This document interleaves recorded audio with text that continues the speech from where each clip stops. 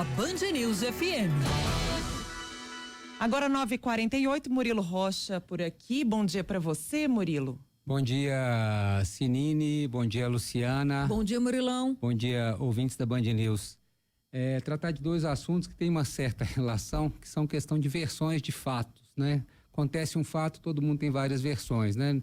E eu estou acompanhando de perto esse desenrolar aí desse acidente na BR-116, vou relembrar para quem não se recorda, aquele caminhão que carregava uma pedra na sua caçamba, essa pedra parece que se soltou e colidiu com um ônibus, matando aí mais de 30 pessoas, quase 40 pessoas, perto de Teófilo Otoni.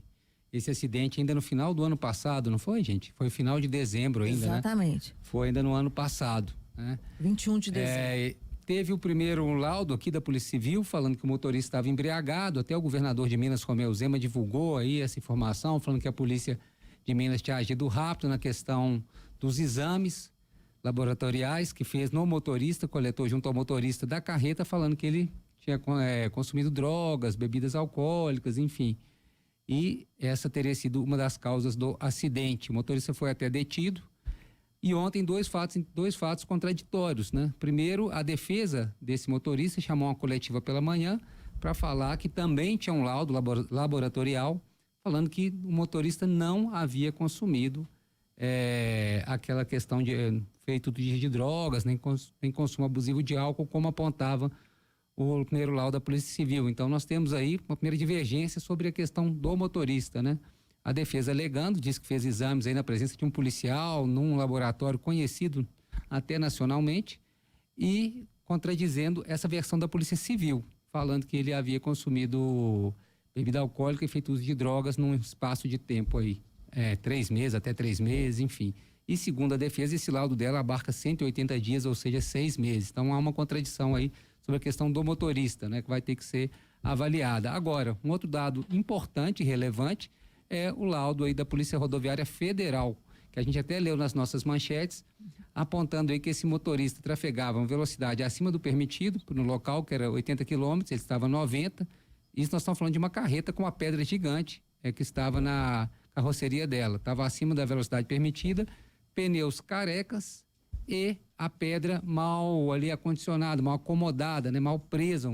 Gente, quando eu falo uma pedra, era uma rocha gigantesca, né, que estava na carroceria desse veículo, desse caminhão. Ou seja, independentemente da condição do motorista, e é uma contradição de versões, a que a Polícia Civil está falando e a que a defesa do motorista está falando, havia várias irregularidades no veículo, né? Um veículo que trafegava acima do permitido, com pneus carecas e ainda com uma pedra ali mal amarrada, né, não estava corretamente acomodada ali naquela carreta.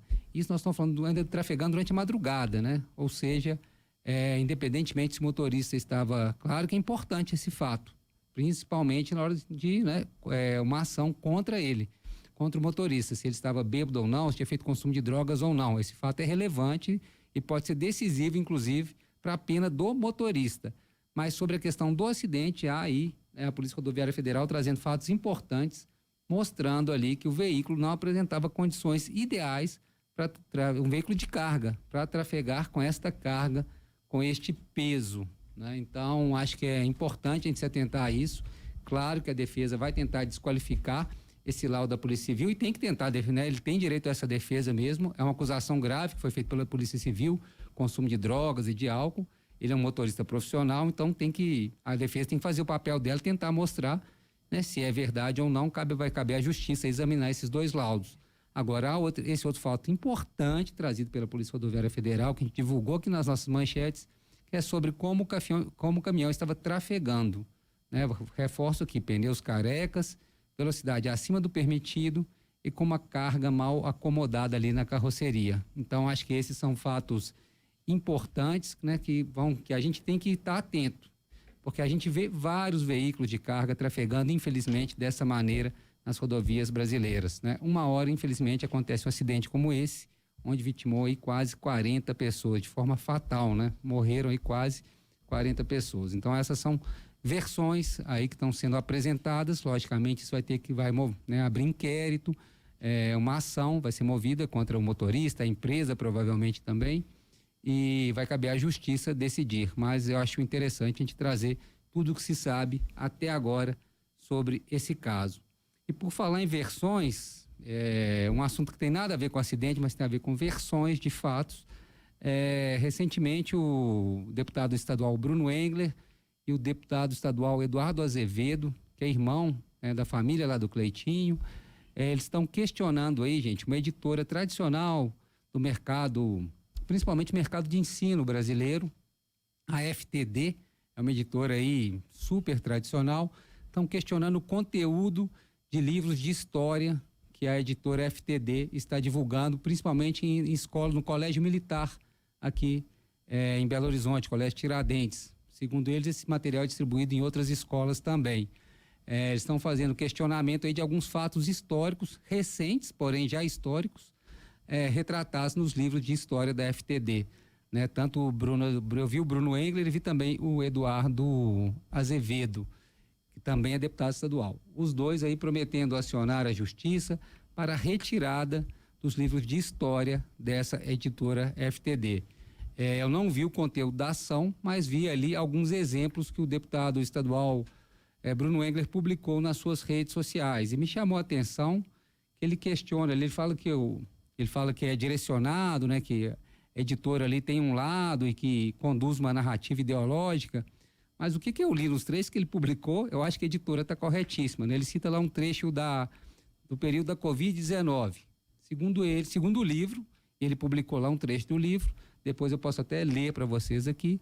O livro fala que o presidente Jair Bolsonaro, ex-presidente Jair Bolsonaro, foi contra medidas como lockdown, que nem chegou a acontecer no Brasil, No Brasil houve fechamentos, mas não houve aquele lockdown como na Europa. Mas o livro fala isso, usando o termo lockdown, que o ex-presidente Jair Bolsonaro foi contra o lockdown e que também incentivou o uso de medicamentos com eficácia não comprovada.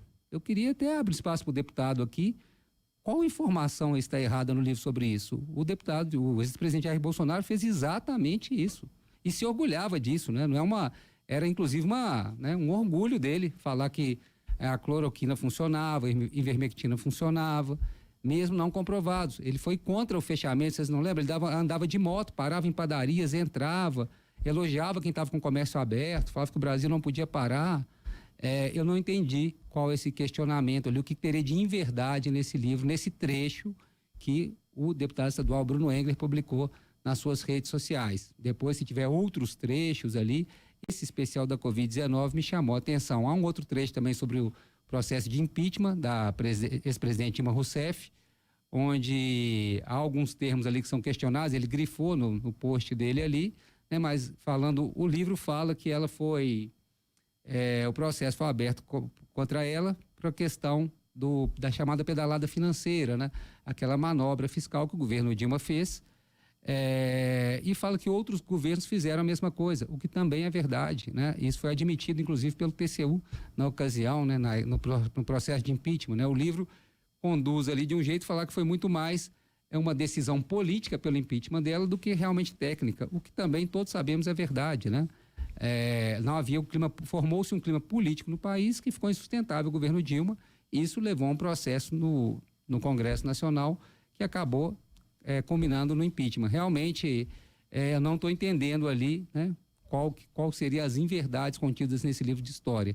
Se ele não quer que a história recente seja relatada, é outra coisa. Agora, nesses trechos ali que ele traz, claro, depois se quiser mandar outros trechos, às vezes expressões, ele grifou ali na parte publicada trechos completos, Assim, então eu estou me recordando desses dois, depois vou até ler aqui para a gente ver se há alguma coisa aí que deixa em aberto, Mas esse trecho realmente da Covid-19 e do processo de impeachment desse presidente Dilma Rousseff, eu não vi ali nenhuma inverdade que justifique a retirada de livros de história dessa editora FTD. Mas é isso, nós estamos abertos aqui, até para o deputado Eduardo Azevedo também, que fez críticas a essa editora também, quiser se manifestar, mandar um áudio, enfim, explicar aí quais trechos específicos e quais termos aí eles estão questionando, para a gente poder entender. É isso, Sinine e Luciana.